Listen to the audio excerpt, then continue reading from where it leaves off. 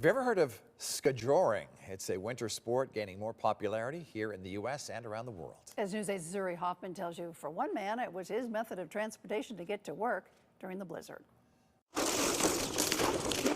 There's nothing like the bond between a man and his pup. When you're going down these woods, it's so hard to explain the feeling. It's just amazing. You can say Robert Barco and Aria are connected at the hip. I bring her everywhere with me. I want her to be included. So when it came to finding a winter sport the two could do together, We tried it, and ever since then, she loved it. skijoring was top of the list. It's similar to cross-country skiing. The only difference is your dog's pulling you pretty much. You still have the fish scales on the bottom of your skis. Barco says it took a lot of training. 2 years to get to this point.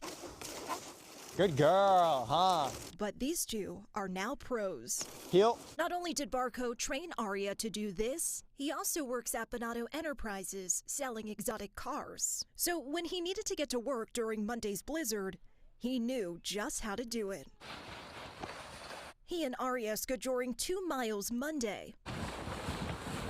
It took about an hour and a half, with some breaks along the way. She can only run so much, and then she gets into like a speed walk. Aria doing what she does best. She always wants to find something to do. That's the biggest thing. Barco hoping to bring more attention to the sport and welcomes more owner and pup duos to join them during the next round of snow.